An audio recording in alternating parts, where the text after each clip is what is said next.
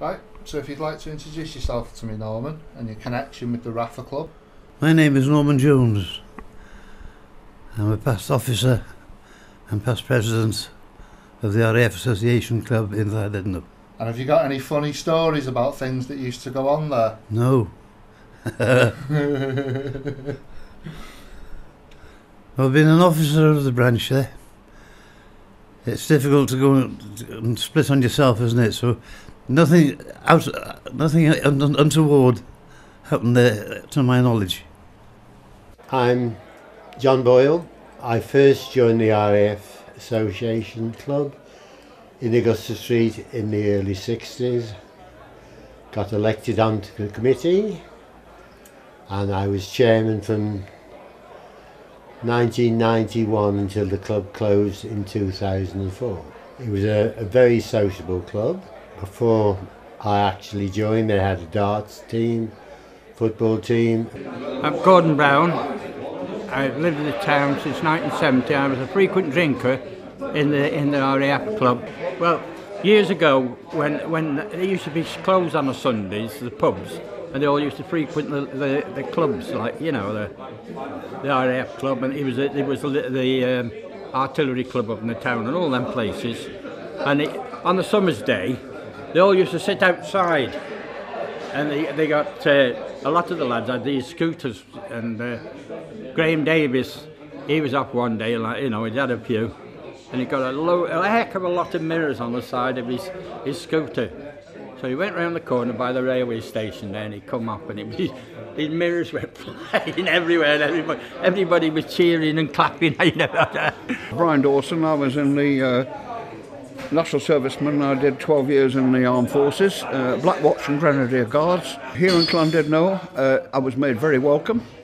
They had some great characters on the door, in particular Jock Stewart, who's no longer with us, right?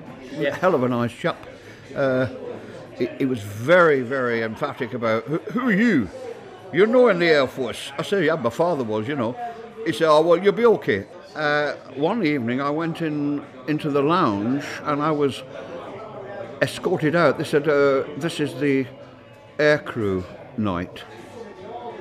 I says, oh, you drink in the other bar? Oh, I didn't know that, you know. We had a coach party come in, and he says, "Is any members here? Any committee members?"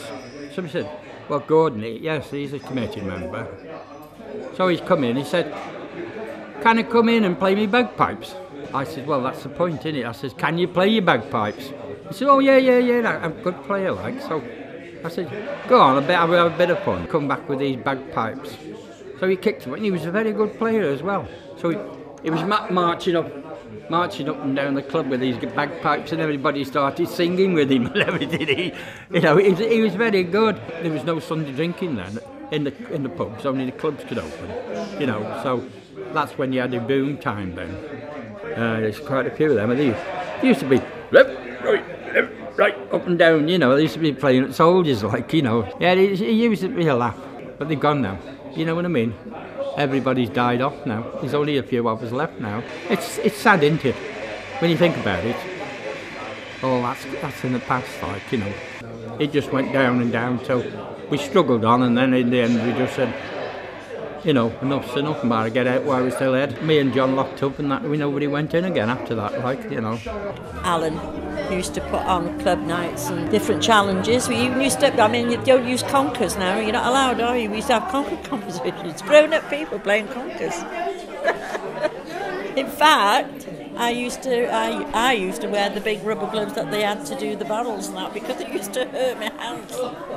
We had ladies' darts, and we used to go off to Prestatyn and places like that. And Huey Davis, that used to have a garage in Back Maddox Street, he was used to give us trophies and things like that. It was Sheila, the one I'm telling you about, Olive and myself, making these sandwiches. And did you have nail polish on? I had nails like that, you know, and sat there, and we finished the sandwiches now, and we plated them all, covered them all up, and I went, "Oh, I've sliced my nail off." And Olive said, "Oh God," she said, "it's going to be in one of these sandwiches." a chap called John Purdy any night where there were sandwiches, because he lived on his own, he'd lost his wife, and he'd wait then for the sandwiches when everybody else knew. There's some sandwiches left over here. Where are you, Purdy? Remember the floods? And he was sat outside King Cab at 7 o'clock in the morning, wasn't he? And the postman said, "What are you doing there, John?" He said, "Well, it's 7 o'clock, I'm waiting for the R.A.F.A Club to open." He said, "But it's 7 o'clock in the morning, John, I think you'd better go home." But oh, he was funny. And John Purdy, when he fell backwards with his pint, and he was 70 odd when he fell backwards, he never spilled a drop, and he fell on the floor with holding the pint. We used to have fancy dress at Christmas. It was snowy. He came in a bikini, didn't he? And he was Miss R.A.F.A. And he had lovely blonde hair, didn't he? Long blonde hair. And he was dressed in a bikini with a sash, Miss R.A.F.A. My name is Sheila. Les, I always remember when we had the old bingo. It was balls that you played with, and he'd make a mistake, and he'd say, "I'm sorry, there was a fly on the ball." He took a coach party to R.A.F Valley. Bitter weather, wasn't it? And got lost, and they all had to stay there for the night. We first went up. It was terrible, and we couldn't go in the village straight away. And I went upstairs, and there was pigeons in the bedroom. So I ran downstairs, and Gwyn Hobson ran upstairs and got the pigeons out. And none of the windows was opened; they were all screwed down. So we got all those open. But he just did the decorating. He said, "I don't think they did any decorating." And I was treasurer of the Wednesday League for 30 years. But we had a very, very good team. Avion from Doncarrog, Bill Whitehouse, Tom Parry, Ronnie Moore, Hughie Owen. Yeah, we were champions for years and years on the trot. We used to have a good team. We used to be right at the top, underneath the flat. Everyone knew Big Les. He was a great right character. And the first person anyone asked for when they came through the door was Les. Very famous figure. Well, I started off on the committee in 1962, I think. And from there I went through all the committee jobs, except the one which I would never take was treasurer. Vice President, I'm a life Vice President. My name is Janet McGill, and it was Janet Stewart. And my father was known as Jock. In the R.A.F Club he was known as Jock. To visitors he was known as John. And to my mother he was known as Jack. My dad was involved in the R.A.F Club, but the R.A.F Club by the traffic lights, the old Tedder House, I can remember it really well because my father spent hours there. He was a doorman on the doors signing in non-members, visitors. He used to be on the streets calling them in. When I was a youngster, I used to be able to go into the R.A.F Club and sit in the lounge, which was on the left-hand side as you went through the doors. And I used to go in there with a lady called Linda Thomas, and we used to sit there and drink lemonade and coke, and we thought we were the bees and E's. And people that I still see now, who probably just a little bit younger than my dad, that still say hello to me, and they've watched me grow up, and I've watched them mature in their lives as well. And it's nice that I've still got friends from those days who were friendly with my mother as well, because my mother played in the ladies' dart team.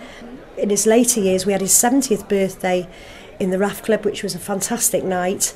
I can remember pushing my dad there in a wheelchair once because he insisted on going to the R.A.F Club, and he had his leg in plaster, but he still had to go to the R.A.F Club. My father marched in many a parade on a Sunday with his medals, and when it eventually did come to close, I know that my dad was upset about that.